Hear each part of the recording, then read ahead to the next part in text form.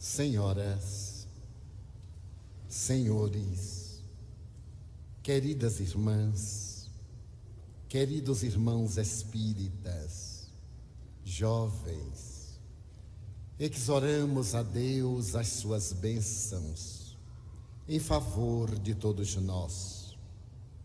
Allan Kardec, o ínclito codificador da doutrina espírita, estabeleceu como base da estrutura científica da doutrina que o Espiritismo avança ao lado do conhecimento, mas não se detém onde este para. No dia em que a ciência provar que os espíritas estamos equivocados em um ponto, abandonaremos este ponto e seguiremos a ciência. Esta frase lapidar traduz a eloquência da lógica e da razão do missionário da Era Nova, que foi incumbido de trazer para a humanidade dos seus e dos dias futuros a revelação mais profunda até então apresentada à sociedade, que para ser legitimada deveria ter as suas raízes fincadas na experiência da tecnologia, nas conquistas da ciência dos tempos por vindouros, demonstrando que a doutrina espírita não é estanque, é dinâmica, está sempre renovando-se, sem mudar as suas estruturas básicas.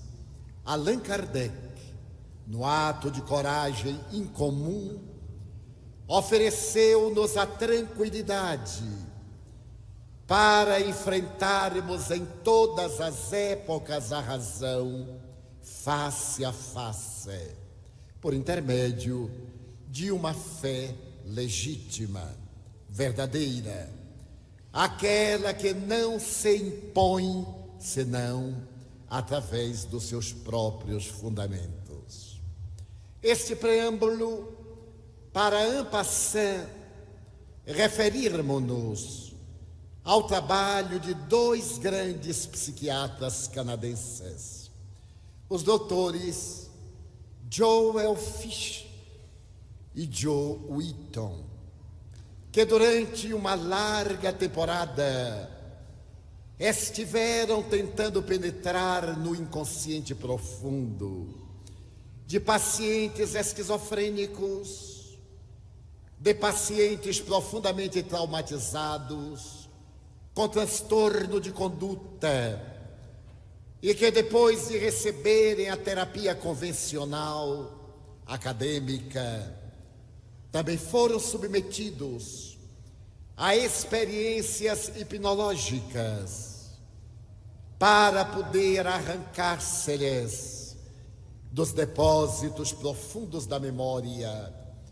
as experiências desde o momento da concepção e no salto de audácia a uma época antes da concepção fetal, apresentando o resultado das suas experiências, nas quais foram examinados mais de 4.000 pacientes, metodológica, equilibradamente. Os eminentes psiquiatras sintetizaram em um livro todo aquele admirável contributo para a ciência e intitularam a obra Vida entre Vidas. Nessa obra, não somente constatam que o berço não é o começo da vida, é uma porta através da qual o espírito adentra-se na indumentária carnal, na vida biológica. E o túmulo, ao invés de ser a etapa terminal da vida, é o fim do processo biológico, tornando-se um verdadeiro passaporte para a vida. Constataram desse modo a imortalidade da alma, como já o fizeram alguns centenares de investigadores, desde 1889, quando José Fernández Colavida, em Barcelona, realizou as suas primeiras experiências de ecmnésia, levando os pacientes a experiências de encarnações ou reencarnações transatas. Refizeram as experiências de tartaruga do conde Alberto de Glan de Rochat, que em 1915 havia lançado seu notável As Vidas Sucessivas, na condição de diretor de um dos belos colégios franceses. Adaptaram as propostas dos investigadores que, a partir de 1955, resolveram por penetrar a sonda da investigação na realidade do self, do ser profundo, abandonando as regras do academicismo psicológico unicista, para constatarem, a partir de 1975, com a psicologia transpessoal, que existe vida antes do berço e existe vida depois do túmulo.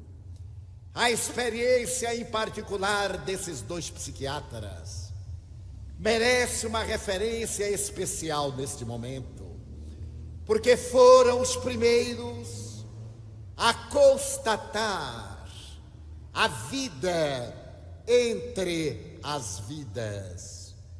Conseguiram detectar que no período que medeia entre a morte e o próximo renascimento, o ser inteligente habita regiões as mais variadas, desde aquelas aflitivas até aquelas outras de benesses e de paz.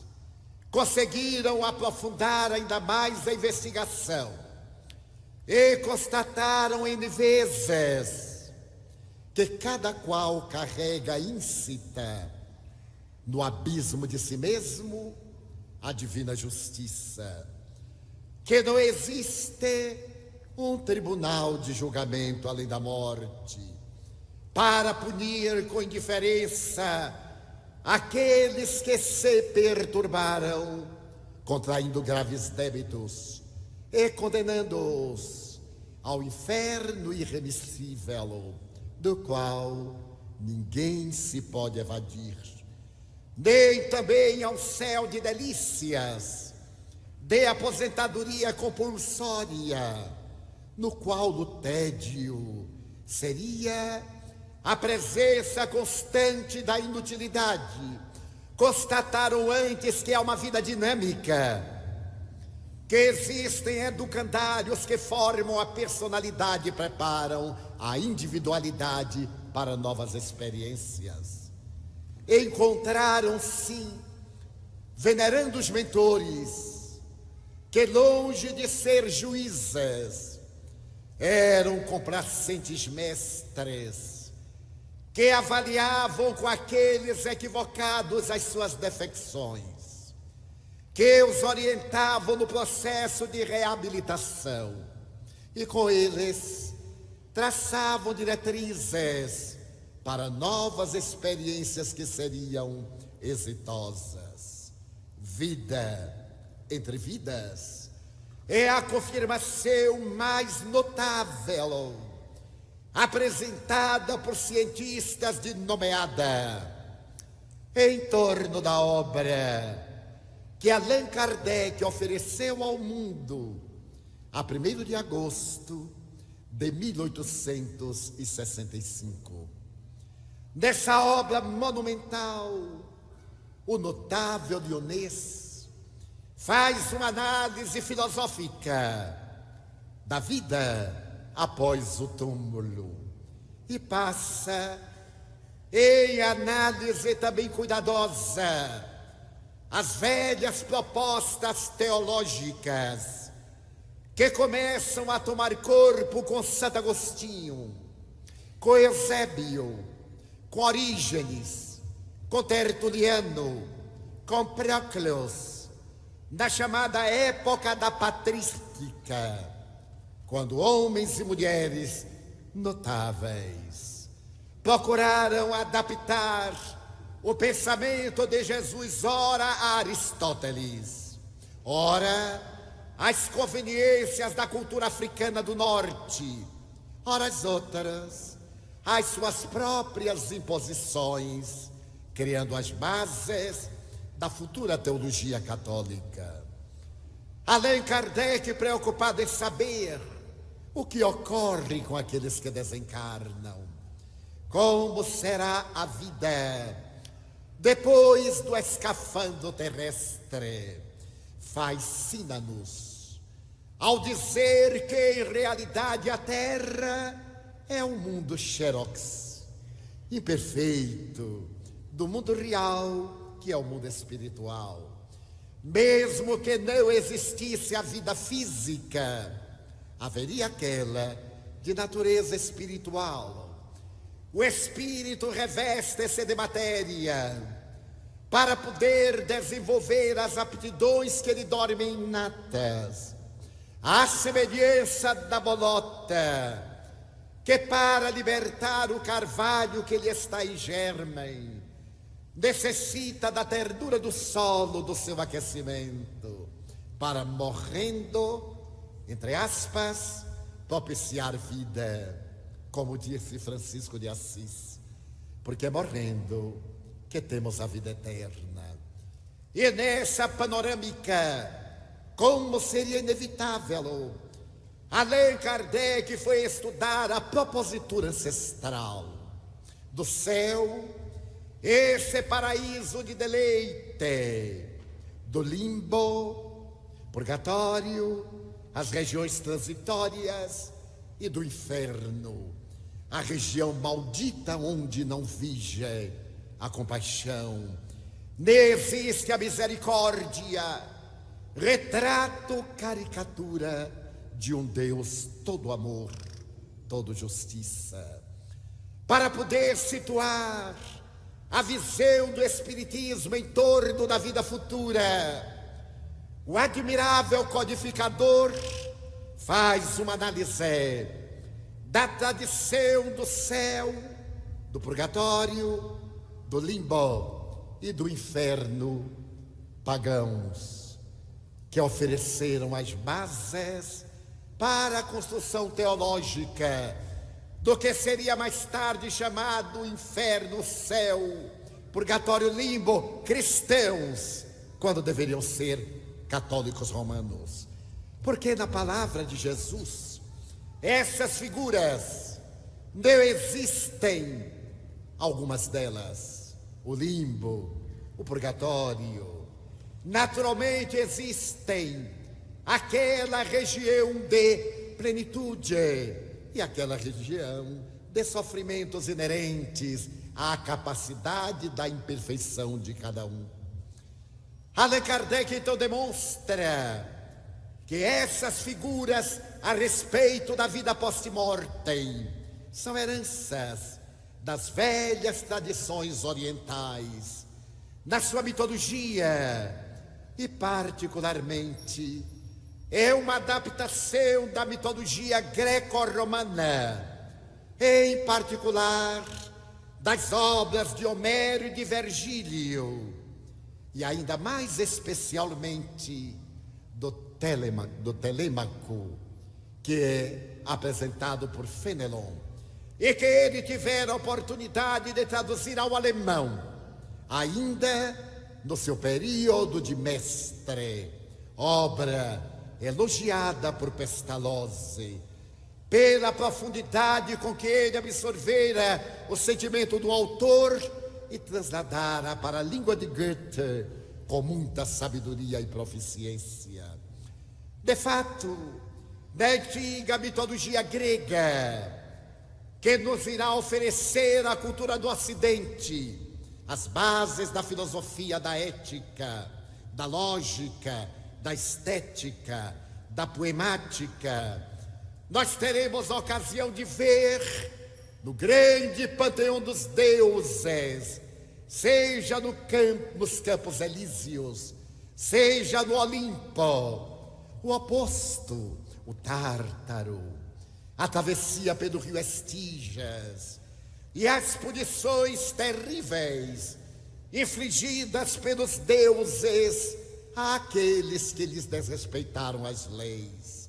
A mim, por exemplo, me fascina o conceito em torno do castigo imposto às 50 Danaides, as 50 filhas de Danon, que depois de haverem assassinado seus maridos na noite nupcial, foram condenadas a repletar um tonel que não tinha fundo na região tenebrosa e escura do Tártaro. O tonel das Danaides passaria à posteridade como sendo aquela punição dolorosa de tentar preencher um vasilhame que jamais poderia ser planificado, porque toda a água que entrava era escoada pela ausência de fundo. Ou então, o suplício de Sísifo, que se atrevera a desrespeitar os deuses, particularmente Zeus, que driblara a morte e fora relegado ao tempo, que ao morrer fora levado para erguer uma pedra ao acume de uma montanha, no qual, ao deixá-la, rolava para a postura primitiva no sopé, e ele teria infinitamente, neste suplício indefinível, de erguer esse pedaço de rocha que nunca ficaria no lugar adequado. Ou então, recordar-me de Prometeu, aquele que, apiedado das trevas que dominavam a terra, roubou fogo sem que Zeus soubesse, até o momento em que o grande Deus, olhando a terra iluminada, na grande simbologia do conhecimento que fora transmitida à criatura humana ignorante, tomado de ciúme, desespera-se contra aquele que havia desrespeitado os códigos eternos e manda atá-lo em correntes vigorosas ao Cáucaso, no qual um abutre devorava-lhe o fígado durante todo o dia, e durante a noite refazia-se o órgão para naturalmente continuar o suplício que jamais terminaria, até quando os deuses compadecidos suplicaram misericórdia para Prometeu, e ele foi liberado depois de tantos séculos de agonia. Ou então, o lado oposto, quando estava no sofrimento inenarrável, Prometeu pediu ao seu irmão gêmeo Epimeteu que não aceitasse nenhuma dádiva de Zeus, nenhuma oferenda, porque não era um Deus confiável. Mas o jovem Epimeteu, inexperiente e sonhador, apaixonou-se por uma bela mulher que Zeus lhe ofereceu, Pandora, e ao consorciar-se com ela, eis que da sua caixa, ao ser aberta, espalhou sobre a terra a miséria, a dor, o sofrimento, oferecendo à psicologia uma proposta muito curiosa, a síndrome de Epimeteu, isto é, aquela característica das pessoas que reflexionam depois de haverem agido. Prometeu seria aquele que pensa antes de agir. Quando ele se resolveu por oferecer ao homem terrestre o fogo sagrado, ele sabia que deveria pagar um preço, e assim mesmo arrostou a consequência do seu ato para iluminar o homem e a mulher, para colocar luz na terra. Já Epimeteu, frívolo e imediatista, optou por gozar e foi responsável indiretamente pelas misérias que saíram da caixa de Pandora, indo pensar posteriormente. É desse admirável conjunto de outros tantos fenômenos míticos, fascinantes poetas uns, em prosa outros, como a jornada de Telêmaco, ao adentrar-se pelo Tártaro e escutar a voz dolorosa de Nabofarzã, os gemidos angustiantes, e ele pergunta: mas quem és tu? Eu sou Nabofarzã, antigo rei da soberba Babilônia, cujo nome provocava temor, que era adorado através de uma estátua de ouro em um salão de mármore. E Nabofarzã narra os tormentos que lhe advieram pela insânia durante o período em que esteve na terra. Ali também Telêmaco encontra os antigos reis da Lídia, da Frígia, certamente Creso, aquele que foi considerado o homem mais rico do seu tempo, no século VI, conforme narrativa do classicismo histórico da Grécia. E somente adquiriu dignidade quando passou por uma grande humilhação, conforme previra Cleóves, o que era portador de sonhos proféticos, e naturalmente escreveu no cotidiano o porvir da existência de Creso, que apesar de o homem mais rico da época, era pai de um surdo-mudo, e o seu filho Atis, herdeiro do trono, estava sob o vaticínio de uma tragédia. Deveria morrer vitimado por uma lança que o trespassaria, conforme sucedeu depois. Ali no Tártaro, experimenta-se, no conceito mitológico da Grécia Antiga, as mais terríveis aflições, suplícios que nunca têm fim. O emérito codificador do Espiritismo, analisando essa herança que passou para o cristianismo, com o sabor das tradições orientais, faz uma análise da justeza dessas colocações, particularmente nas penas de caráter irrevogáveis, e faz uma análise da justiça e do amor de Deus, apresentando à posteridade a visão espírita a respeito das penas e das gratificações que são concedidas à criatura humana, ao espírito no seu processo de evolução. E apresenta-nos, na parte primeira, no capítulo 7, o Código Penal da vida futura, considerada uma das mais belas páginas da pedagogia, pelo sintetizar das leis divinas, jamais distantes do amor, mas também jamais ausentes da justiça, coroadas pela misericórdia.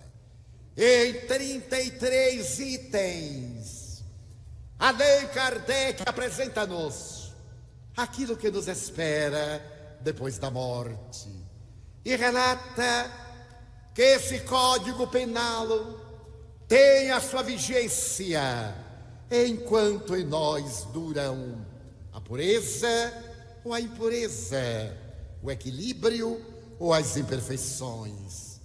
São as imperfeições que elaboram as punições compatíveis com a gravidade dos nossos atos, exigindo-nos necessariamente a reabilitação. E então Allan Kardec diz que a durabilidade dessas penas está na razão direta da renovação moral do indivíduo, o espírito. O espírito, a alma, colhe na vida futura, na espiritualidade, aquilo que semeou enquanto estava na terra, podendo prolongar perpetuamente, indefinidamente, os seus gozos ou as suas aflições. E faz uma análise, filólogo notável que era, poliglota, que se expressava gráfica e oralmente em 5 idiomas, e antes de morrer estava aprendendo português, graças à correspondência que mantinha com Luiz Olímpio Teles de Menezes, apóstolo do Espiritismo no Brasil e na Bahia, na cidade do Salvador. Esse admirável conhecedor da sutileza das línguas diz: eterno, perpétuo, em uma nota de rodapé, dizendo que não significa sem fim, mas de interrupção sem data determinada. Quando nos referimos, por exemplo, às neves eternas do Everest, às neves eternas do Polo Norte ou do Polo Sul, não queremos dizer que jamais venham a diluir-se, o que de certo modo está ocorrendo agora com o efeito estufa. Mas quer dizer que não se pode determinar o tempo da sua vigência, como também o perpétuo, naquele sentido de sem data, enquanto dure, como diria Vinícius de Moraes: eu te amo eternamente, enquanto dure o meu amor. Quantas vezes dizemos, e no Espiritismo até, infelizmente, é presidente perpétuo, até a hora que morra, porque ao morrer deixou a perpetuidade. E alguns acreditam que são realmente presidentes perpétuos, e quando não se atrevem a ornar-se desse título, tem uma forma especial: eu, presidente de honra perpétuo de nossa casa.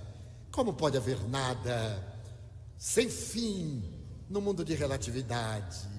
Neste mundo transitório, é óbvio que tudo tem uma durabilidade de tempo determinado pela própria realidade do ser.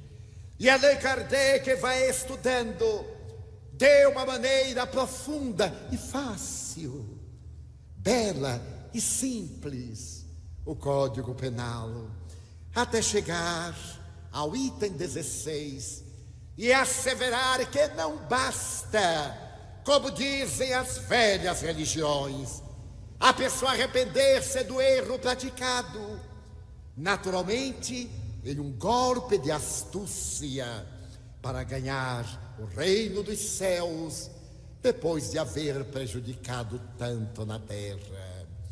Esse arrependimento ainda, considera o codificador, abriu espaço para as lamentáveis e imorais indulgências, contra as quais Martinho Lutero levantou-se, profligando-as e abrindo espaço para a análise da Bíblia na letra, que era proibida e somente interpretada pelos teólogos.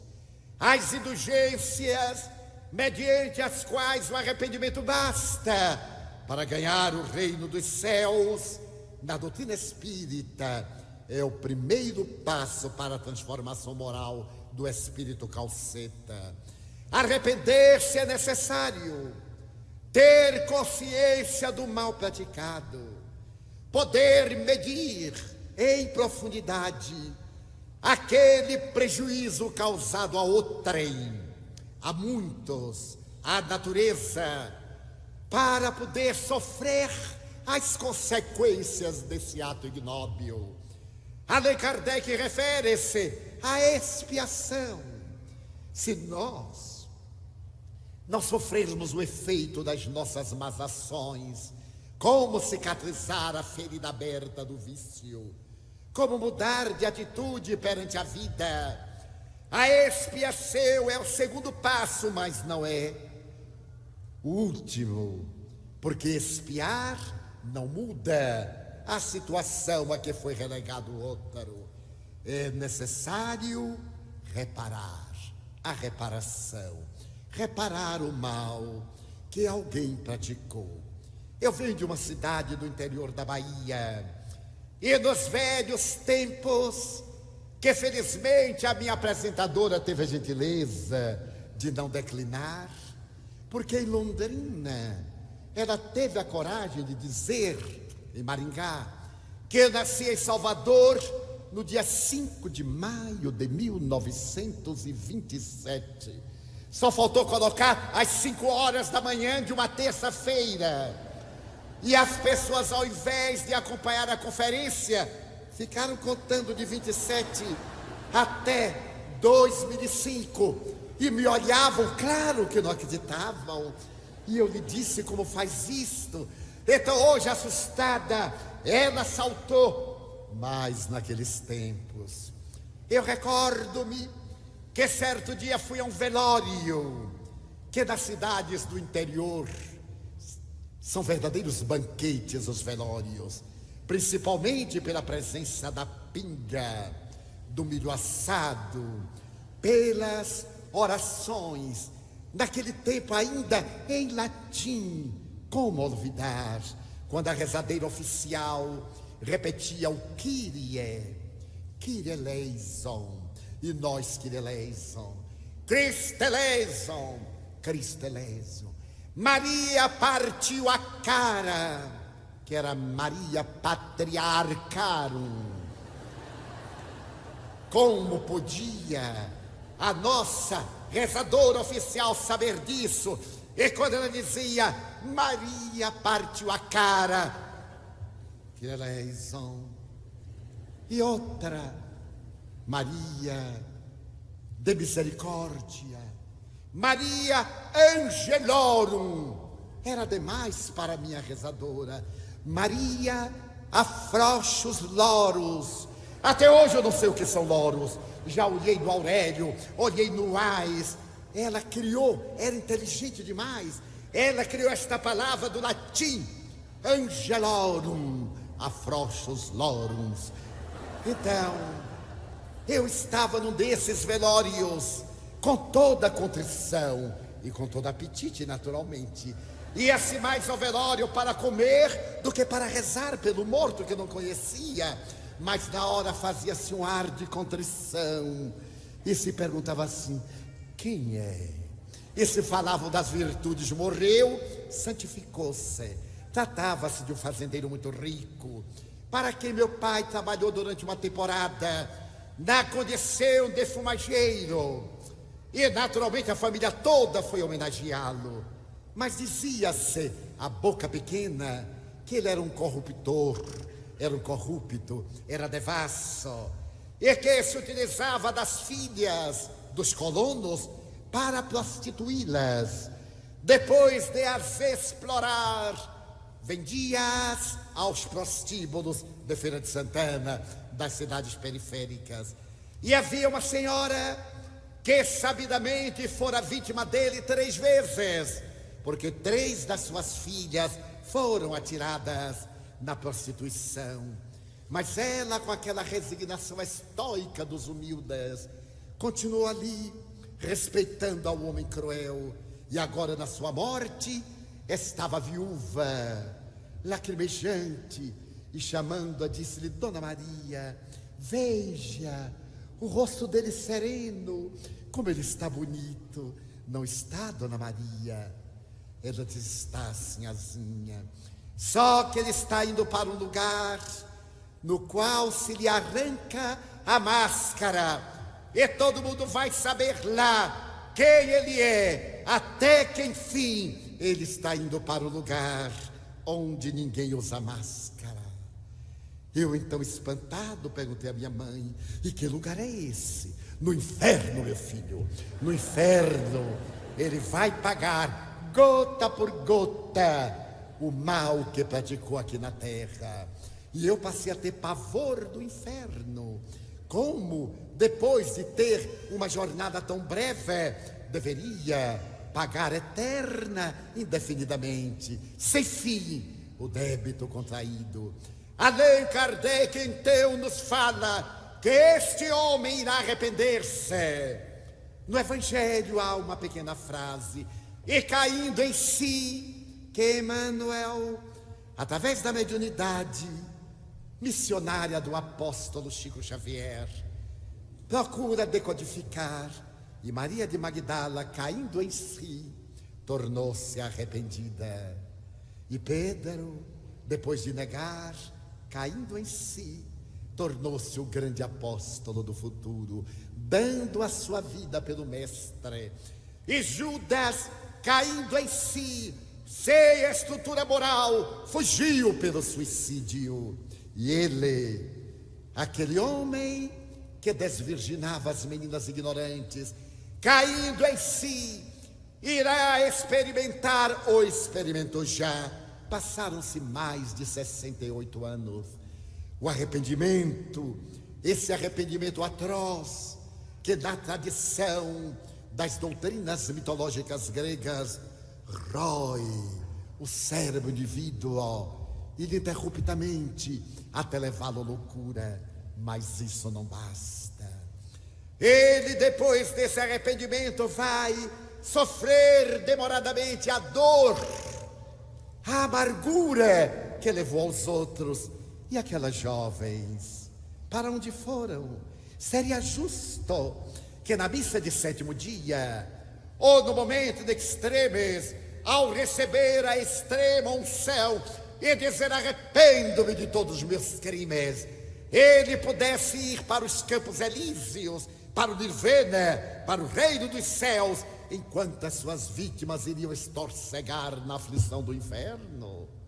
Nem entre nós, que somos injustos, nem em nossas leis, que ainda guardam as características das nossas imperfeições, pode-se estabelecer esse critério em que a vítima vai sofrer a consequência do mal que lhe fizeram, enquanto o algoz vai experimentar a felicidade e a plenitude. Allan Kardec fala-nos da reparação.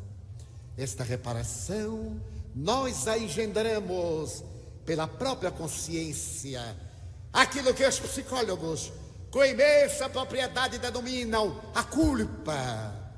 Essa culpa inconsciente que nos persegue, essa timidez que nos atormenta, a insegurança, o medo que nós temos na agorafobia, na claustrofobia, é a necessidade da reparação de delitos dos quais não temos consciência lúcida, mas que vamos lapidando no íntimo através da angústia, ou das enfermidades dilaceradoras, ou através dos processos teratológicos desde o berço, da pobreza, da solidão. Certa feita, uma jovem me perguntou: por que ninguém me ama? Eu olhei-a, estava dentro dos padrões de beleza da época. Ela disse: Divaldo, é uma coisa curiosa, as pessoas acercam-se-me e sem que eu possa descobrir por que afastam-se. Procuro ser o mais gentil, a mais simpática, procuro fazer com que vejam em mim qualquer coisa de agradável, e somente recebo o rechaço. E de fato, no local do trabalho em que todos estávamos, comentava-se à larga: que mulher antipática, ela exala alguma coisa desagradável. E eu e mais um que outro Talvez por fraternidade, por caridade ou por ternura, dialogávamos com ela. Nessa noite, eu psicografei uma página do Espírito Joana de Ângeles, intitulada Karma da Solidão. Então eu pude entender perfeitamente a razão porque na multidão ela estava em soledade, e invariavelmente solitária, à margem de todos. Havia abusado do poder, havia abusado da beleza, explorara vidas que foram transformadas em suplícios individuais e coletivos. Agora voltava para reparar.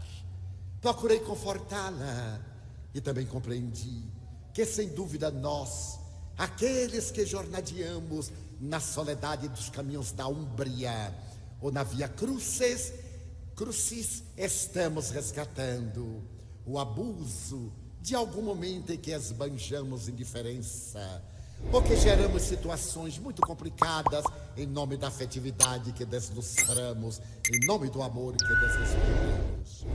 Allan Kardec penetra no âmago da questão e fala-nos dessa necessidade dos 3 itens: o arrependimento, a expiação e a reparação. E hoje, à luz da psicologia, o arrependimento é o primeiro passo, mas devemos libertar-nos da culpa. A culpa é um algoz impiedoso. Deveremos poupar-nos a expiação através dos atos meritórios, como ele dirá mais tarde, que não será uma punição específica para cada tipo de erro, para cada tipo de equívoco, mas haverá naturalmente determinados padrões de recuperação, e esses padrões estarão erguidos à altura do amor, à medida que amamos, à medida que edificamos, na razão direta em que produzimos o bem, anulamos o mal. Alguém aqui abortou, porque naqueles dias de tormento, quando a jovem ficava malsinada por uma gestação não esperada, e a sociedade, numa atitude hipócrita, sempre castigava a mulher e desculpava o homem, e ela foi levada ao aborto. Nada de fazer culpa, arrepender-se em uma análise natural e lógica do crime hediondo de matar. Ninguém tem o direito de interromper a vida, porque ninguém é dela autor, senão Deus. Mas já aconteceu. Vemos agora reabilitar-nos através do amor, do bem que possamos fazer. Se a posteriori casou-se, se mais tarde tornou-se mãe, eis que reabilitou daquela dívida o coração dolorido. Provavelmente o filhinho rejeitado deve ter retornado porque ficou na psicosfera da mãe transvariada, que não lhe soube receber o apelo, e na primeira incercha veio para os seus braços, para que o amor pudesse purificá-la do delito grave, do aborto delituoso. Assim também da eutanásia. Se de alguma forma colaboramos, inspiremos, induzimos a tantas vidas que estão necessitadas de oportunidade, às quais podemos doar algo ou doar-nos, aí teremos o caminho da nossa reparação, porque o amor cobre a multidão de pecados. Todo ato meritório anula uma ação degradante que lhe corresponda em profundidade, praticada nos dias do passado. Allan Kardec, no entanto, avança, e no item número 20, ele se detém nas consequências ignóbeis do suicídio, estabelecendo que o suicídio, graças à sua ação degradante, retificando na questão número 21, ele é punido de acordo com o processo com que foi executado.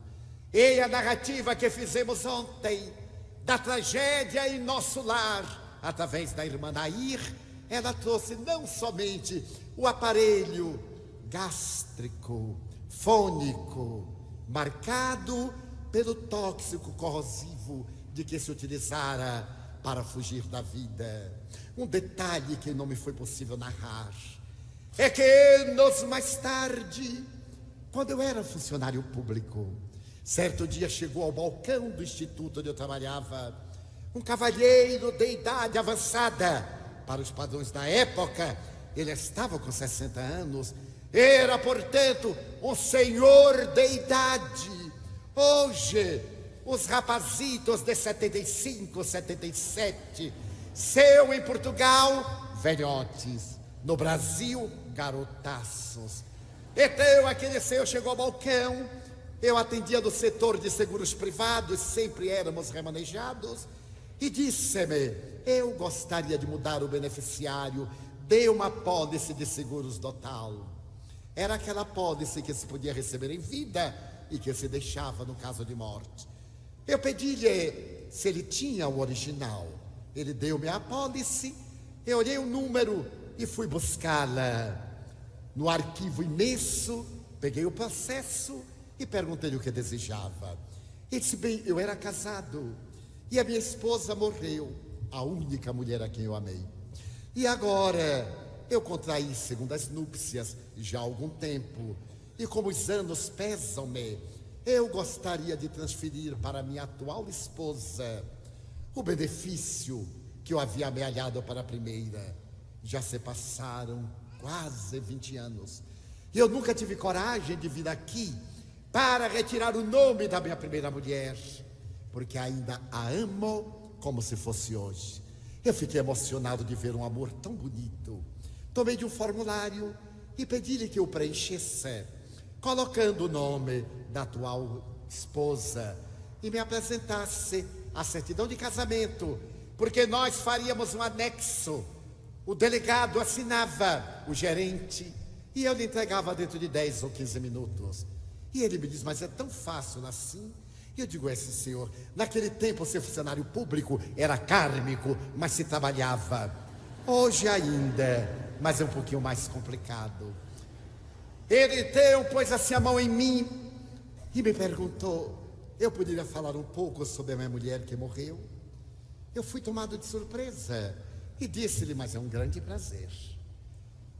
Ele contou-me que, como homem da mentalidade da época, ele conseguiu vincular-se a uma outra mulher, não obstante o seu matrimônio. Não amava a outra mulher. Era uma experiência extraconjugal que dignificava os homens, porque mostrava-lhes a masculinidade, e eles eram decantados na região cacaueira da Bahia na época, o sul do estado, na cidade de Ilhéus. Então o macho deveria demonstrar a sua masculinidade a toda a cidade. E como ele era fiel, ele arranjou também um caso extraconjugal. E aquela esposa soube, graças a uma amiga, porque sempre existem os amigos que desgraçam as nossas vidas, aqueles que se comprazem em dar más notícias. Eu noto às vezes como pessoas se me acercam para me darem más notícias. Divaldo, você sabe que fulano morreu? Você sabe que Beltrano foi atropelado? E eu digo assim: meu Deus, por que ele acha que eu tenho que carregar as dores da terra? Eu digo assim: não sabia, mas não sabia. Não sabia, fique sabendo. E se comunique para poder levar consolo, porque eu é que tenho que consolar. A pessoa não sabe. Então delega: olha, fulano está doente, mande umas palavrinhas e tal. Aqui esse livro é para alguém que está sofrendo, bote umas palavrinhas, como se o livro não bastasse. E eu digo: louvado seja Deus. Lá vai. Então a amiga disse a ela, a sua esposa, que ele estava com outra, que o surpreendera e o acompanhara até a casa da amante para ter certeza. Isto é que é uma amiga fantástica, que naturalmente invejava a esposa de ter o marido daquele, porque no fundo é um conflito, é uma inveja, uma mágoa, o prazer de desgraçar aquele a que não se pode possuir. E contando tudo isso à esposa, temperamental que ela era, saíra de casa revoltada e aplicar uma sova na amante. Deveria aplicar nele, que foi ele que foi buscar. Mas mulher é assim, raciocina por um processo muito especial. Deu uma sova na amante e, claro, tornou-se um escândalo na cidade do interior. Caindo em si, envergonhada, ela saiu, foi à casa, pegou substâncias, cianureto de mercúrio, e chegou a um caldo de cana, tomou um copo com a substância letal e morreu em menos de 3 minutos em convulsões dolorosas. Eu estava vendo que ele relatava o suicídio de minha irmã. Então eu olhei e perguntei, e como era o nome dela? E olhei na apólice, Nair Franco de tal. Era minha irmã. Ele deve ter percebido ou palidez, ou tremor, porque ele me segurava a mão. E ele disse, o senhor comoveu-se? E eu digo, muito. Porque essa pessoa a quem o senhor se refere, Nair Franco de tal, é minha irmã. E você é quem?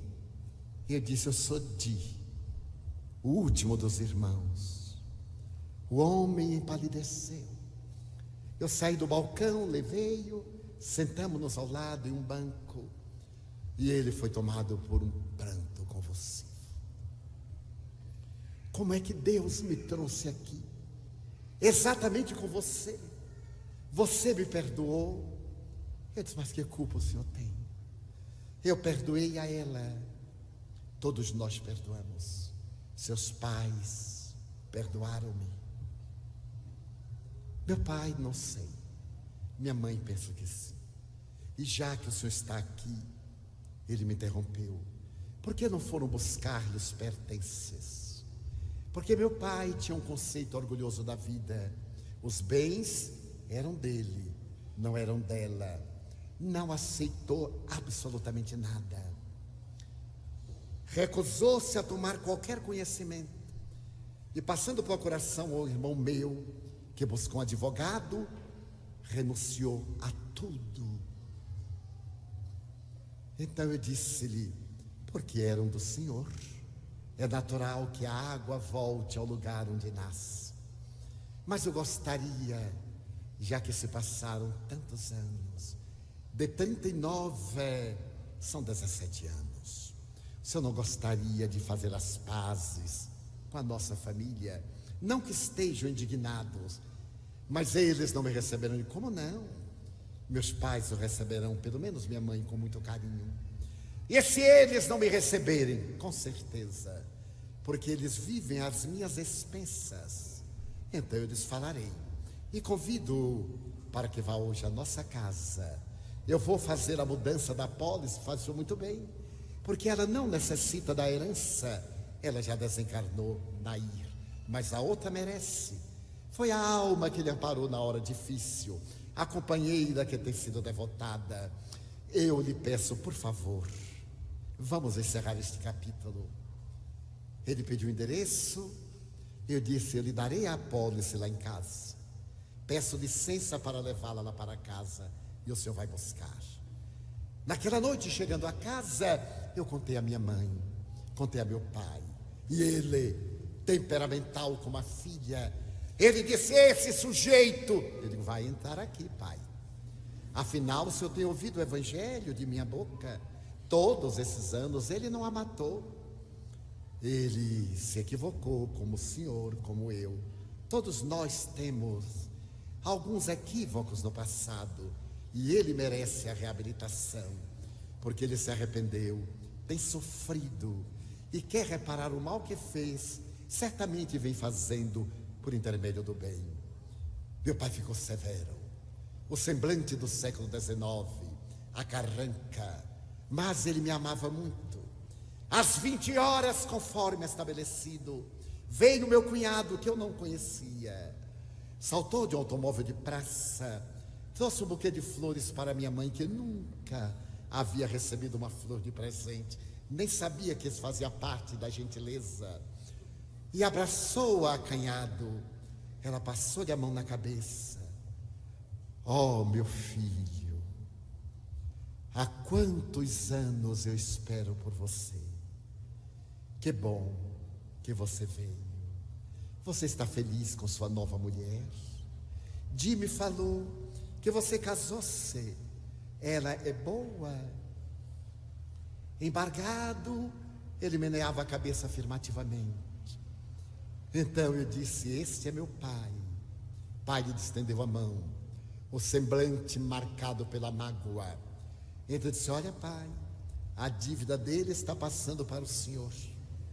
Porque quem guarda ressentimento carrega tóxico que mata, carrega lixo. Ele veio aqui em missão de paz. E se o senhor nos ama e ama a memória de sua filha, ame-o também. Meu pai era um homem de 1,85 m, dobrou-se, abraçou e disse-lhe: seja bem-vindo na sua casa. 3 meses depois, meu cunhado desencarnou com um problema cardíaco. Mas naquele momento em que estava a família toda reunida, a minha irmã, desesperada no além, acompanhava tudo no misto de hebetação, sem entender, mas beneficiando-se, porque os efeitos trágicos do seu ato cruel estavam diminuindo de intensidade. Então Allan Kardec assevera no item número 21 que o suicida é sempre punido naquilo que ele fez. Em uma obra muito bela, publicada pela Federação Espírita Brasileira, O Martírio dos Suicidas, de Almerindo Martins de Castro, há uma linda, trágica história de uma moça que era muito cristã, muito católica. E então todos diziam: mas quando ela morrer vai para o céu, quando ela morrer vai para o céu. E ela foi induzida de que morrendo iria para o céu. Resolveu antecipar a data e suicidou-se. E por que se suicidou? Não foi para o céu. A tragédia dos atos ignóbeis, trazendo as suas consequências insuportáveis. Então Allan Kardec prossegue analisando item por item a situação daquele que permanece no mundo espiritual entre tragédias e angústias. Para encerrar esses 33 itens, apenas em 3 proposituras, nas quais ele diz que o sofrimento é inerente à imperfeição. À medida em que vemos aperfeiçoando-nos, o sofrimento vai desaparecendo. Aquele, diz ele no começo, que tem 10 imperfeições, sofre mais do que aquele que tem 5 imperfeições. Como doente, que tendo várias síndromes de enfermidades variadas, sofre muito mais do que aquele que apresenta somente um quadro patológico. Dessa forma, o sofrimento sendo inerente à imperfeição da criatura, toda imperfeição, como toda falta, traz consigo o próprio castigo, a própria corrigenda. É o segundo item. Através desse segundo item, toda vez que nós nos equivocamos, que cometemos um delito, nós esculpimos o processo da nossa recuperação. E por fim, nós temos agora a grande oportunidade de encontrar a felicidade pela nossa depuração, libertando-nos da doença, que é o mal que persiste em nós, herança dos nossos equívocos passados, para poder sermos coroados, conforme a sua palavra, assim na terra como no céu. Tal é a lei da justiça divina, segundo o Espiritismo. Não poderá haver nada mais consolador do que esta maravilhosa colocação que nos desperta para estarmos conscientes da nossa realidade. Faz muitos anos, em um transe de que fui objeto, senti-me no mundo espiritual. Àquela época, eu havia sido amigo de 2 senhoras muito católicas, que frequentavam a igreja da Matriz em Feira de Santana, onde também eu era militante do catolicismo. Elas eram o que se pode classificar duas verdadeiras beatas, mas além da compostura beatífica, eram afervoradas honestamente à sua fé religiosa. Depois de muitos anos, 10 a 15, eu já espiritista, nesse desdobramento conduzido pelo Espírito Joana de Ângeles, senti-me numa região relativamente tranquila. Chamava-me a atenção o verdor da paisagem, o que eu poderia denominar como grama, por falta de uma outra expressão. As casas com uma arquitetura algo ousada, meio transparentes, as paredes, podíamos ver o que se passava no interior. E numa pequena praça, uma igreja com características de catedral barroca, como era da nossa matriz em Feira de Santana. Deveria estar terminando o ofício religioso, porque eu vi sair do templo católico um grande número de pessoas, e entre essas pessoas, as minhas duas amigas. Eu calculei, claro, elas haviam desencarnado e já eram idosas quando eu me afastara de Feira de Santana. Joana de Ângeles sugeriu-me acercar-me, o que fiz, e elas me reconheceram. Você é Di, filho de Ana Franco. Sou, sim, senhora. Como vai, dona Candinha? Como vai, dona Ciazinha? Abraçamo-nos. E então as duas, a uma só voz, perguntaram: você também já veio para o purgatório? Eu disse: ainda não. E mentalmente, graças a Deus, ainda não. Ah, meu filho, estamos no purgatório. Graças a Deus, estamos expurgando as nossas imperfeições últimas. Eu disse: mas como? Aqui é o purgatório? Sim. Veja, o purgatório aqui já é daquelas almas quase redimidas, mas à medida em que vamos afastando-nos na periferia da cidade, há muita neblina, há muito pântano. Aqueles que na terra têm méritos e têm deméritos passam por esses pântanos, onde existem combustão, gases, enxofre, lava vulcânica, e se vão depurando. Depois eles vão para verdadeiros internamentos nas chamadas áreas intermediárias, até poderem locomover-se e adquirir o sentido de razão para se purificarem conscientemente. E daqui então eles sobem. Mas sobem para onde? Para os céus, menino. Eles sobem para os céus, mas nem todos. Nós tínhamos aqui um padre, Dona Ciazinha. Ela sempre foi muito loquaz.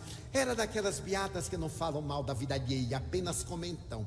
Então, ela disse: havia aqui um padre que não era lá essa coisa. Eu acho que quando ele passou na região de enxofre, não purificou tudo. E ele tinha umas ideias esquisitas.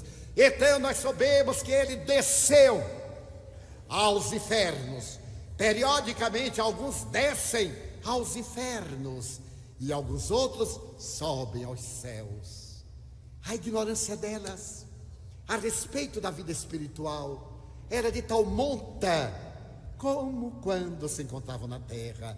Então Joana de Ângeles me disse: não há violência nas leis de Deus. O processo de crescimento é lento.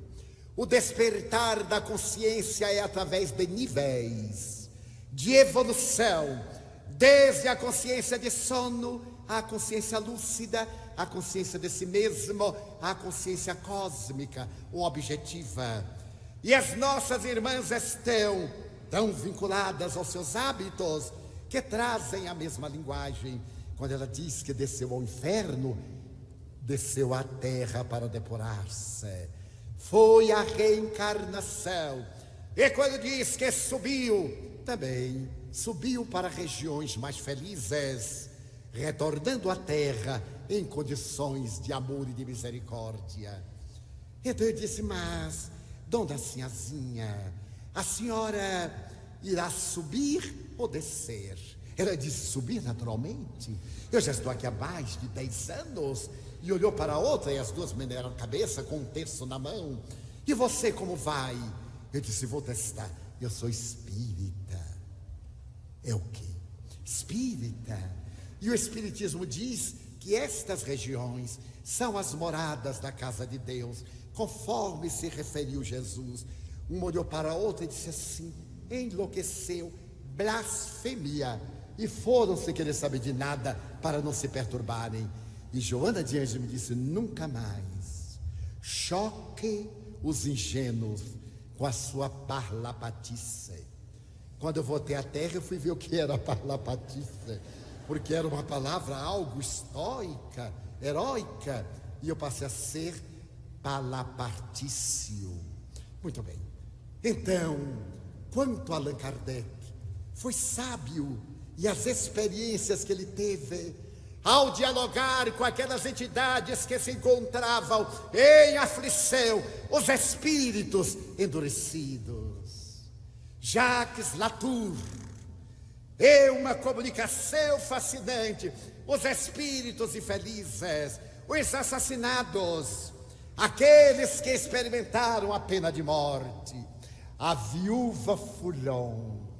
Quanto são belas as mensagens da viúva Foulon, que havia sido sua amiga na terra, que era desenhista, realizando miniaturas em pedras preciosas, que morrera cega, a quem ele beneficiara com a sua bolsa generosa.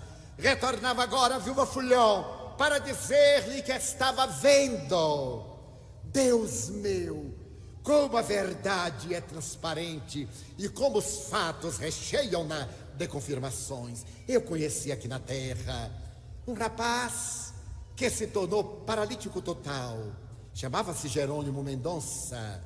Ele vivia no Triângulo Mineiro, na cidade de Ituiutaba. Eu o conheci quando ele ainda era portador de alguns movimentos.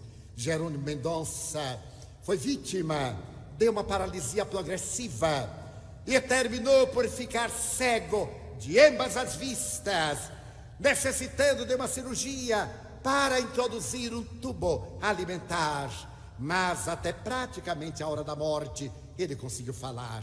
Fez-se um orador magnífico, imitava-nos, a nós, a Raul Teixeira, a outros expositores, e era muito jovial.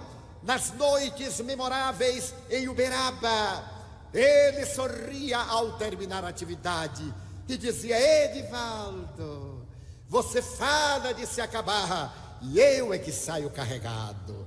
Porque ele saía carregado na sua cama, especialmente desenhada para a sua situação.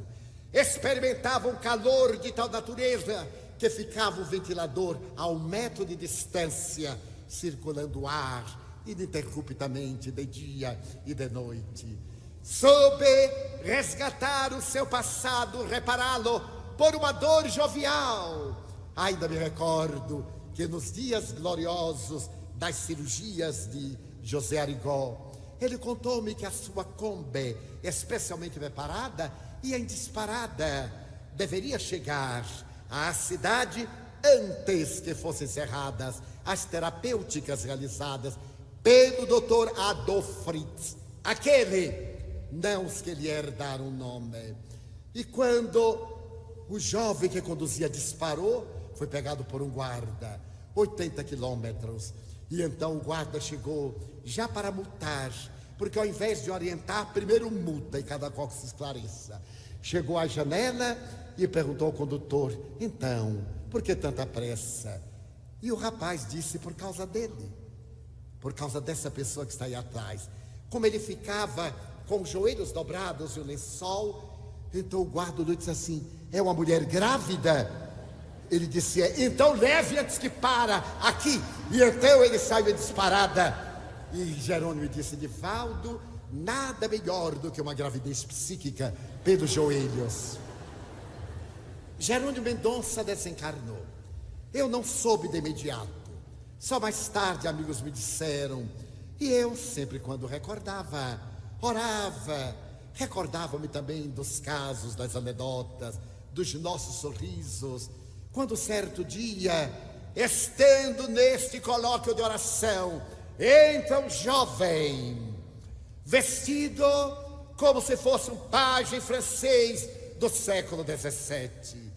a sua indumentária de veludo azul marinho, as meias e a gola de guipir branco, o sapato escarpém brilhante como a fivela de prata, as meias que subiam até parte das pernas, os olhos brilhantes, o cabelo penteado à escovinha, a Júlio César. Ele adentrou-se e eu senti tanta ternura por esse espírito jovem que irradiava uma luminescência violácea prateada, e disse: meu Deus, espírito bom, muito obrigado por ter vindo visitar-me. E ele fez assim: oi, Divaldo, você fala e eu saio carregado. Jerônimo! Ele então me disse: recuperei na atualidade os crimes que pratiquei naquela oportunidade na indumentária de pajem, conselheiro de alguém em determinado país e em certa corte, quando cometi os crimes mais hediondos, colaborando para esquartejamentos, para punições perversas nos subterrâneos, nos quais morriam muitas vezes despedaçados. Agora eu vejo, e os olhos se me apresentaram como duas estrelas. Agora eu amo, e eu tive a impressão de que ele dilatou o peito e uma luminescência tomou conta da sala.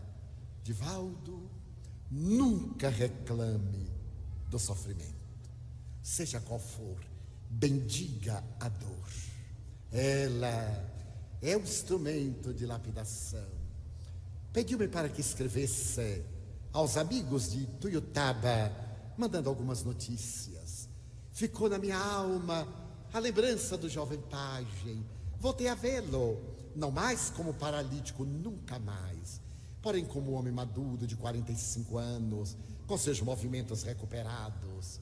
Porque no Código Penal da vida futura, o amor e a justiça de Deus não desejam que permaneçamos nessa situação deplorável. A justiça está sempre presente, não é cega, diz Allan Kardec. E o amor também é complacente, mas não é conivente. No ano de 1954, no mês de junho, como fazia à época 2 vezes cada ano, eu me encontrava na cidade de Pedro Leopoldo. Naquela oportunidade fazia muito frio, e vindo de um clima tropical, eu sempre sofria muito frio. Terminada a atividade da noite, saímos para o café convencional na casa do irmão de Chico Xavier, por parte de pai, André Luiz Xavier.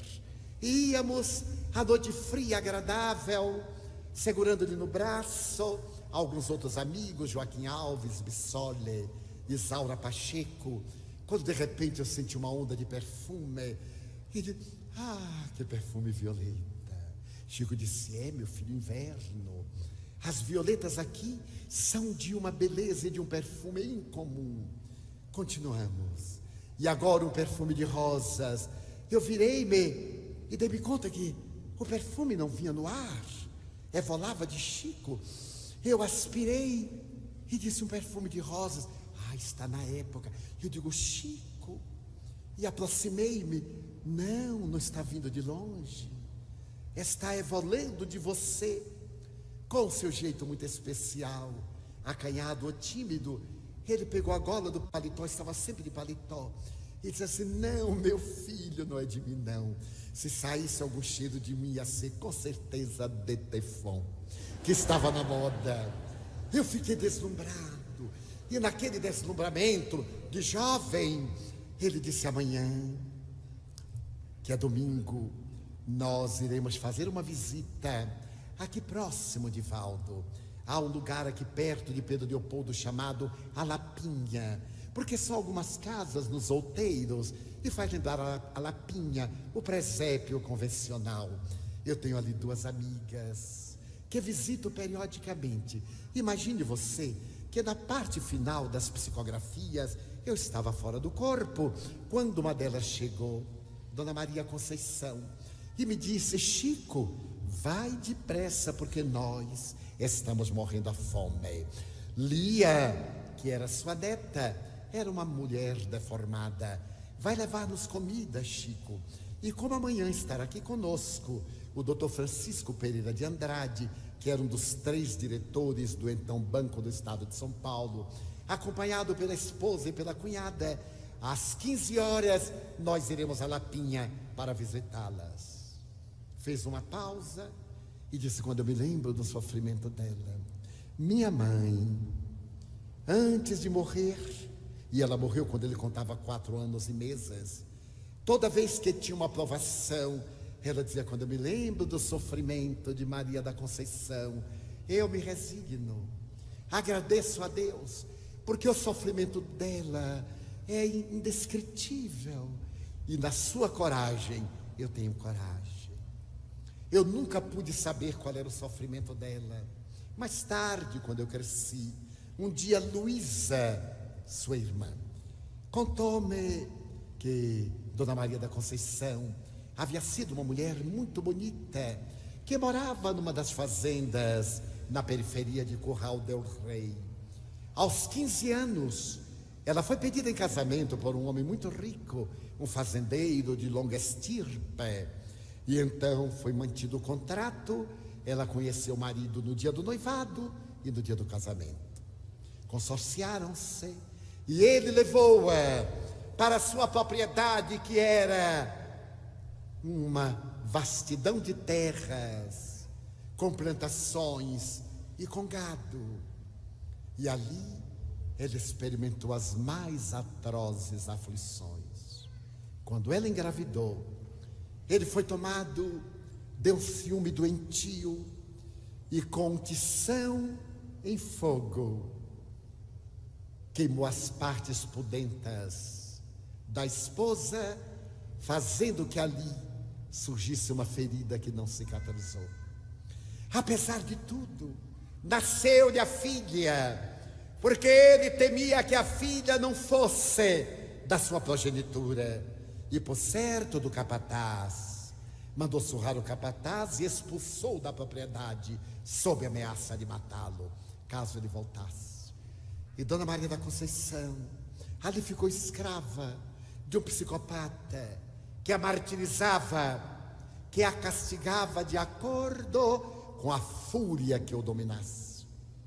Quando a filha completou 16 anos, casou-se com outro fazendeiro e foi viver na propriedade do seu marido.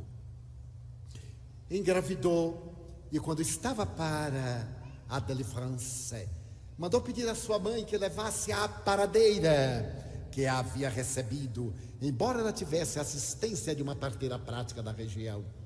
E pela primeira vez, Dona Maria da Conceição saiu do cárcere privado da fazenda. Levou a paradeira. Uma semana depois nasceu a netinha. No momento em que a criança nasceu, a paradeira inábil foi tomada de choque.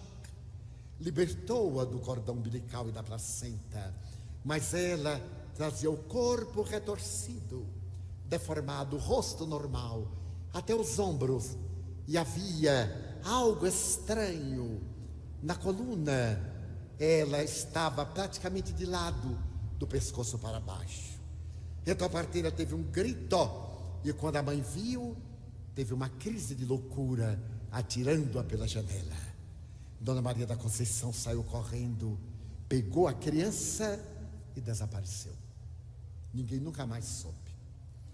Anos depois, as notícias da periferia das cidades, de Belo Horizonte agora, e das cidades circunvizinhas, falava de uma louca que carregava um monstro coberto de trapos e que pedia esmolas. Era Dona Maria da Conceição, com a sua neta Lia nos braços. Certo dia, meu filho, eu estava em desdobramento na atividade do receituário homeopático, realizado por uma equipe presidida por Dr. Bezerra de Menezes, quando eu vi entrarem duas damas espanholas do período de Felipe II. Elas vestiam-se com toda a pompa da corte antiga, uma mais idosa, outra mais jovem, digamos que 60, 35 anos, acercaram-se-me e a mais idosa perguntou-me: tu és Chico Xavier, o filho de Dona Maria João de Deus, lavadeira do Rio das Velhas? Sim, sou eu, Chico Xavier. Eu sou Maria da Conceição, de quem te falava tua mãe, e esta é Lia, minha neta. Estamos passando ásperas provações. Nós cometemos crimes hediondos. Na corte de Felipe II, meu filho, fulano de tal, exercia uma função relevante, tanto civil como religiosa. E utilizávamos da sua posição para acusar judeus e árabes, muçulmanos que não haviam realmente abandonado a sua fé e mantinham os nomes cristãos, mas eram fiéis às doutrinas satânicas que abraçavam. Eles eram levados ao Tribunal do Santo Ofício e, conforme a lei, uma parte dos seus bens ia para o governo, a outra para a igreja e a outra para nós denunciantes. Fizemos uma fortuna colossal. E naturalmente nunca fomos aos subterrâneos da Inquisição, onde eles tinham as confissões arrancadas pelo esquartejamento, pelo tormento mais terrível que se possa imaginar. Alguns deles eram vestidos em paus, que os penetravam de maneira dolorosa até a morte.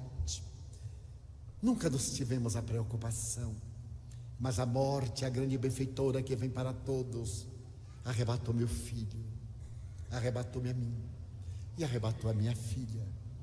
E nós sofremos a perseguição das vítimas, como diz Kardec. O grande suplício é ver a vítima cobrando-lhe a dívida cruel. Experimentamos horrores, renascemos na carne com ranceníase. Algumas vezes estivemos loucas e desvairadas. E agora estamos na última conjuntura da reparação. A minha netinha está com 50 anos. Eu estou com 85. Mas a falta de pão está minando o nosso organismo. E ainda nos falta algo para completar a nossa sublimação. Você poderia levar algum pão, algum alimento na Lapinha? Todo mundo sabe onde mora Maria da Conceição, aonde vive Lia. E eu disse, na Rua Apóstolo, com o maior prazer: amanhã eu irei lá com Luísa, a minha irmã, e mais alguns amigos. Assim fizemos, meu filho. Uma casa de sopapo em um aclive, com 2 cômodos, o quarto, no qual um leito de varas cravadas no chão, com outras à horizontal, guarda o corpo de uma mulher linda, Adival. Lia é de uma beleza incomum. Você já deve ter ouvido falar de Rita Hayworth, a Gilda. O cabelo dela, meu filho, eu sou seu cabeleireiro, eu sou seu manicure. Ela é surda-muda, ela quase não enxerga, levemente uma sombra, mas nós conversemos mentalmente. Ela fica tão excitada que às vezes os esfíncteres liberam e os dejetos saem e eu tenho que asseá-la. Então nós conversamos. Eu fui visitar Dona Maria da Conceição, Lia, e tornei-me seus amigos. Certo dia de Natal, eu estava tão triste. Foi naquele período doloroso em que eu fui desmoralizado pelos jornais, quando sofri a perseguição maciça dos periodistas, e escutando as músicas de Natal no rádio, eu me senti a pessoa mais solitária da terra. As lágrimas aljofravam nos meus olhos. Eu ainda tinha alguma coisa, resultado do que distribuída com os mais aflitos. Quando eu comecei a chorar, Dr. Bezerra me disse: Chico, há outros solitários também. Lembre-se de Lia e de Conceição. Eu fui tomado pela surpresa. Corri à praça, chamei um chofer amigo que faz corridas. Pedi-lhe para que me levasse à Lapinha. Quando eu saltei, eu vi sobre a casa de Lia e Conceição, como esses spotlights que derramam luz, mas era uma luz viva, que se movimentava. Era uma luz pela qual desciam seres angélicos, que se adentravam naquele tugúrio. Eu corri, subi a ladeira, e à porta eu encontrei Eurípedes Barçanufo, o herói sacramentano. Não nas roupagens de Eurípedes, nas roupagens do escravo Rufus, narrado por Emmanuel no inolvidável romance Ave Cristo. Aquele cristão que teve a coragem nas Galhas Lugdunenses, onde mais tarde nasceria Allan Kardec, na veneranda Lyon, anteriormente Galhas de Lugdunum. Então ele afirmara perante o seu amo que ele era cristão, e viu a sua mulher e seus 3 filhinhos serem vendidos ao mercador de escravos.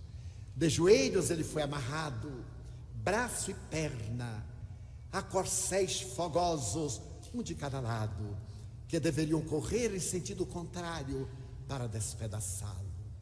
E Rufus reflexionava: a minha fidelidade a Jesus deve custar a minha vida, mas a minha mulher, os meus filhinhos, e olhava-os com o coração despedaçado de dor, porque iam para o cativeiro.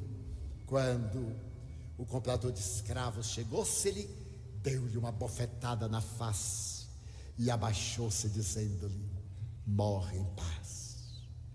Eu também sou cristão. Tua mulher e teus filhos estarão resguardados por Jesus. Então Rufus entregou-se e foi despedaçado. Eu vi, meu filho, não está no Ave Cristo, naquela noite, próximo ao templo de Minerva, que eu vi na região por ele narrada, La Fouvière. Eu vi os cristãos com archotes, recolhendo os pedaços entre as pedras, colocando em improvisadas tábuas e levando para o sepultamento, cantando o hino de louvor a Jesus. Então ali estava Rufus, o discípulo fiel. Tantos séculos depois, veio como missionário sacramentano. Saudei-o, e ele disse: seja bem-vindo ao santuário do amor. Foi o meu melhor Natal. Lia chorava, Dona Maria da Conceição cochilava, e os seres angélicos exaltavam Jesus ali, naquele lugar de pobreza e de dor. Desde então, toda noite de Natal, terminadas as tarefas habituais, eu corro para a casa de Dona Maria da Conceição e Lia. Amanhã iremos lá. Na minha imaginação febril, eu logo comecei a conceber o que seria aquele santuário. A beleza de Lia, o cabelo ondulado, como os de Rita Hayworth. Mal aguentei esperar o dia raiar. Quem poderia dormir? Dorme-se outra hora.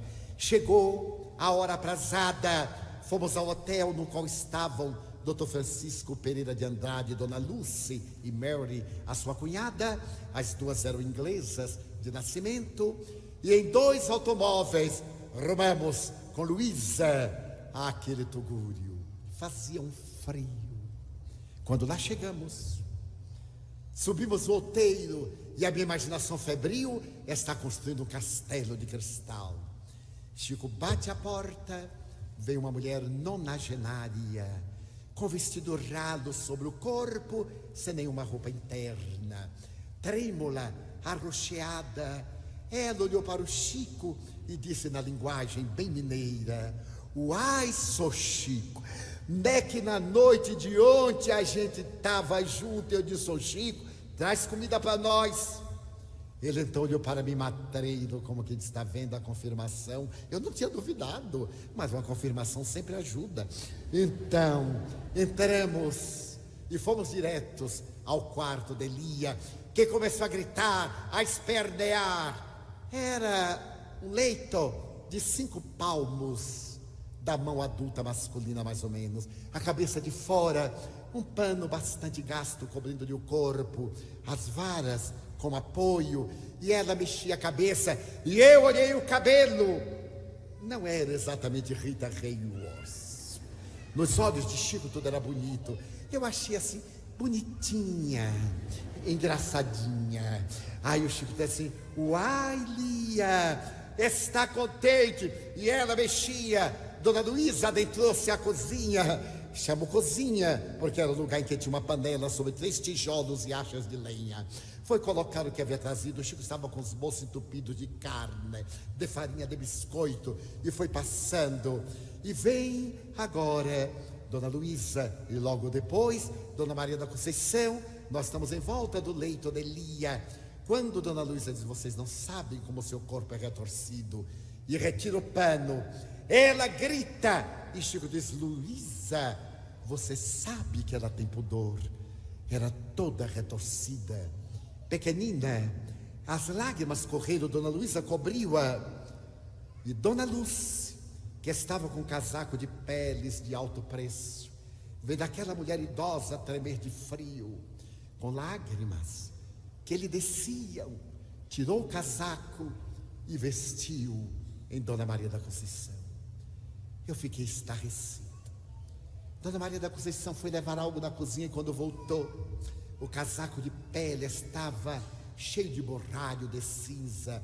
E o Chico disse: uai, Dona Conceição, já tirou o selo. E eu me lembrei que o Dr. Bezerra de Menezes havia-me pronunciado uma frase inesquecível: escreva, meu filho, e coloque na entrada da sua casa de atendimento aos que estão morrendo, que nós criamos em 1950 para morrer. Recolhíamos aqueles na rua que estavam morrendo e levávamos para lá. A frase é esta: quando a caridade é muito discutida, o socorro chega tarde. E ele contou-me que 2 damas nobres assistiam no Teatro Bolshoi, no começo do século XX, a peça Boris Godunov. Comoveram-se até as lágrimas. E quando terminou o espetáculo e elas saíram, antes de entrar na carruagem, uma delas viu um homem que estava morrendo de frio ali no mármore. Tirou seu casaco e, quando ia dá-lo, a outra disse: não faça isto. Este miserável não sabe o preço deste casaco. Vamos até em casa. Lá mandaremos cobertores, agasalho para ele. E ela se deteve do gesto. Foram para casa, pegaram o samovar, tomaram líquidos quentes, foram dormir. E no dia seguinte aquela generosa lembrou-se, chamou um lacaio, mandou agasalhos para o homem. E quando o lacaio chegou, o homem havia morrido enregelado durante a noite. Porque quando a caridade é discutida, o socorro chega tarde. Muitas vezes nós desenhamos tantas complicações para não fazermos a caridade. A caridade é este gesto de amor em total plenitude. Então eu fiquei olhando para a Dona Lúcia, que notável. Doutora, descansa em prece ao lado da própria cruz.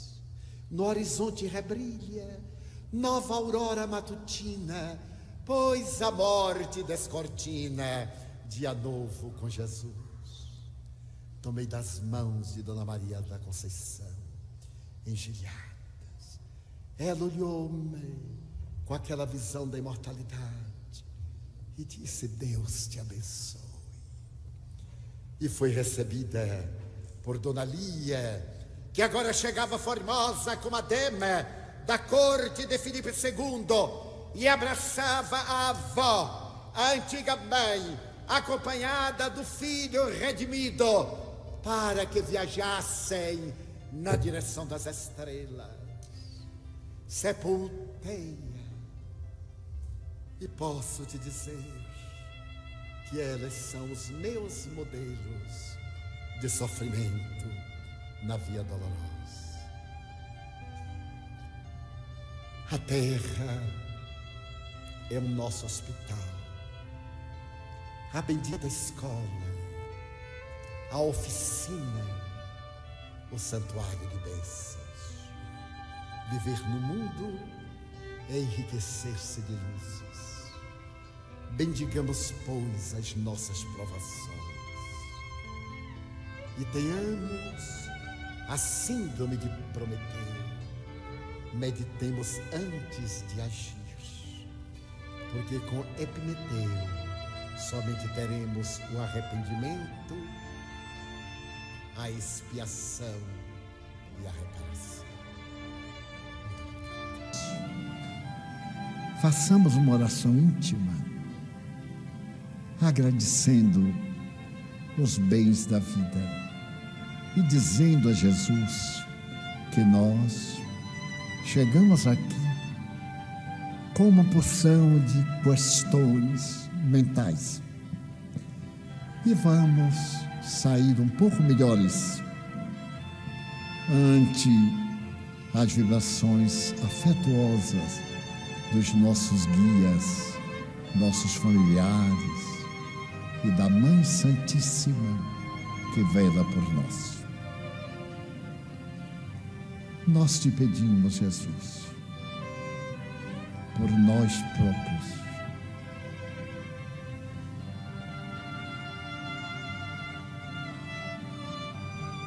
por aqueles a quem amamos, por todos quanto nos amam. Nós te pedimos pelos nossos adversários que nos desejam mal, que sejam felizes e nos deixem em paz. Pela nossa casa querida, aonde procuramos viver as tuas lições. Também te pedimos em favor dos espíritos maus que se comprazem nas perseguições ao bem.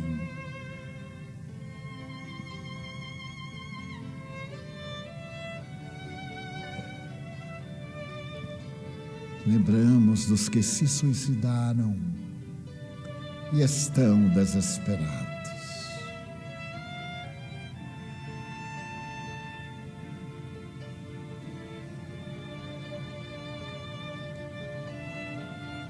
Nós te suplicamos pela paz em nossos corações.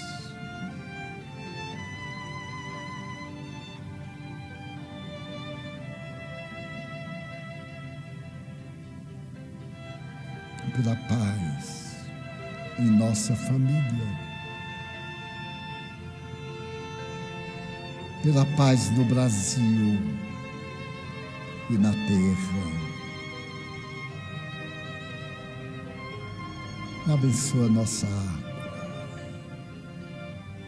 torna medicamento salutar para nossas necessidades.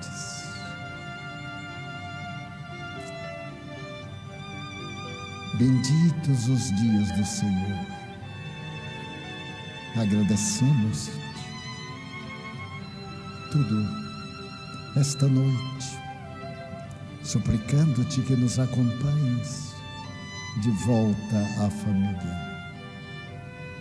em teu nome, recordando a paternidade divina e a Mãe Santíssima,